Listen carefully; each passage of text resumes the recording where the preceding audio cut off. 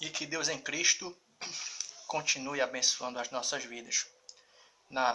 Essa reflexão agora, a gente vai fazer o seguinte: a gente vai tentar construir um pensamento, tendo como por base algo que a gente falou na outra reflexão, e tentar responder a uma pergunta que foi feita, né? E nós mesmos já fizemos essa pergunta em um determinado momento, logo nos primórdios da nossa conversão, né? Ontem nós compartilhamos aquela reflexão que está presente na primeira epístola de Paulo a Timóteo, capítulo 2, o verso 5, onde o apóstolo Paulo, inspirado pelo Espírito Santo de Deus, ele vai fazer referência à pessoa do Senhor Jesus Cristo como o único mediador entre Deus e os homens. E é bacana que na hora que a gente estava trabalhando nessa questão de Jesus como mediador, a gente maneirou um pouco. Por quê? Porque quando a gente foi procurar no dicionário o significado da palavra mediador, mediar, talvez você depois pegue um dicionário, então você vá no Google e você vai ver que essa questão do ser mediador é algo muito profundo, né? Então, uma das palavras que a gente encontrou para definir a palavra mediador foi o quê? Foi a pessoa que traz conciliação entre dois inimigos. Tá fulano aqui e tá fulano aqui. E o mediador é aquele que consegue conciliar ambas as partes. Dois inimigos conseguem apaziguar a situação entre dois inimigos. Tá aqui fulano, tá aqui cicrano. Ou seja, o que é o mediador? Uma das maneiras da gente definir o que é um mediador é uma pessoa que consegue apaziguar a situação entre dois inimigos. Então, no caso aí, o que é que o texto sagrado está querendo dizer quando Paulo diz assim, pois só existe um mediador entre Deus e os homens?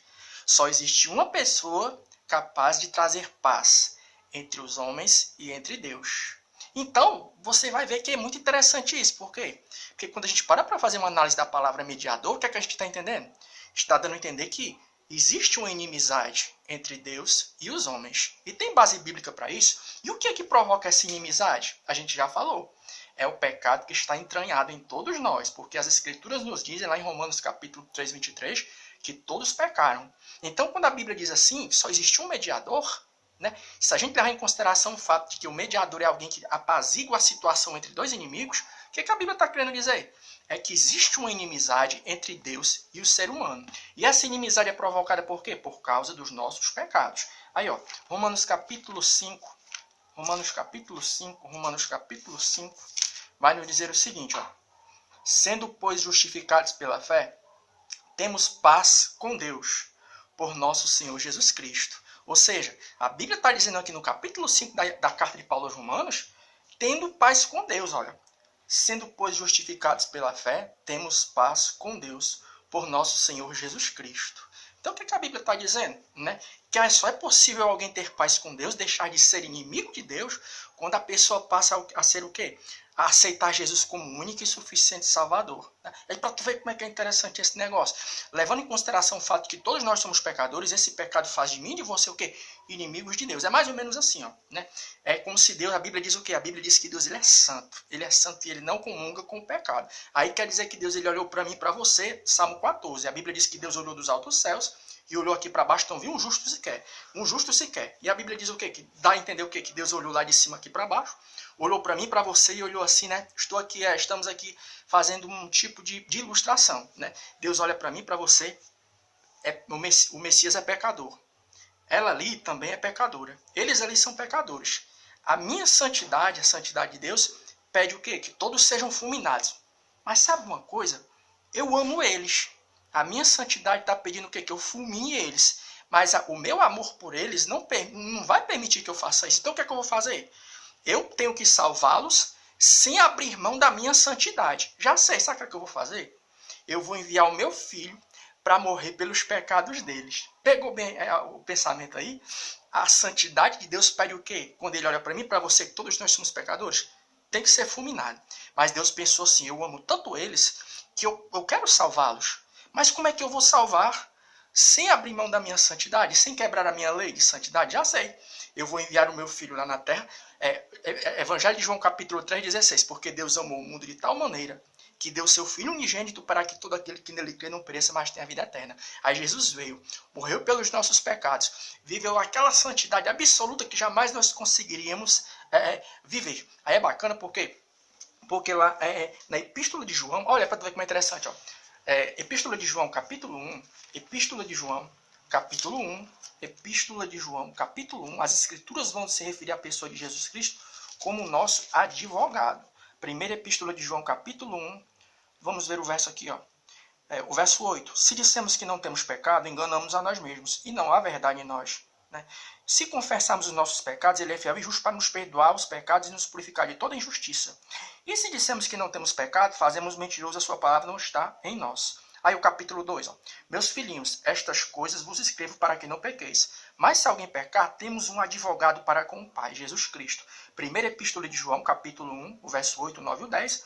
E o verso 1 do capítulo 2 da primeira Epístola de João. E é legal que a Bíblia vai se referir a Jesus como o advogado. Você já viu como é que um advogado trabalha? Ele, quando quer livrar alguém, o que é que ele faz? Ele procura uma brecha na lei para poder o quê? Livrar a pessoa. Jesus fez muito mais do que um advogado comum. Porque ele não procurou uma brecha na lei de Deus para livrar a mim e a você da ira divina. O que foi que ele fez? Ele fez mais do que um simples advogado. Um advogado comum faz o quê? Ele olha ali, ele tenta achar uma brecha na lei para poder livrar uma pessoa. Jesus fez muito mais do que isso. Foi o que Jesus fez. Ele cumpriu a lei, ele levou, além dele cumprir a lei de Deus, ele fez o quê? Ele recebeu o castigo que era para vir sobre mim e sobre você. Olha aí, ó. Isaías capítulo 53, verso 5. Isaías 53, verso 3. Isaías 53, verso 5. Olha o que é que o texto sagrado nos diz. Isaías 53, verso 5. Mas ele foi ferido pelas nossas transgressões e moído pelas nossas iniquidades. O castigo que nos traz a paz estava sobre ele, e pelas suas pisaduras fomos sarados. Um advogado comum, ele acha uma brecha para livrar a pessoa. Jesus fez muito mais do que um advogado comum. O que foi que ele fez? O castigo que era para vir sobre mim e sobre você, ele recebeu lá na cruz do Calvário. Isaías capítulo 53, verso 5.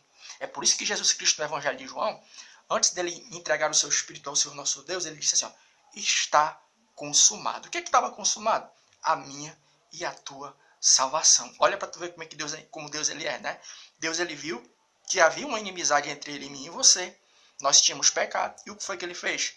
Ele criou uma situação para que nós viéssemos a ser perdoados, sem a necessidade dele abrir mão de sua santidade. A gente ia falar a respeito de outro assunto, mas só esse pensamento aqui levou um pouco mais de tempo. A gente vai estar falando a respeito desse assunto depois. Mas que Deus em Cristo ele continue nos abençoando. E que essa fé na pessoa do Senhor Jesus Cristo, ela jamais venha a se apagar do meu e do teu coração.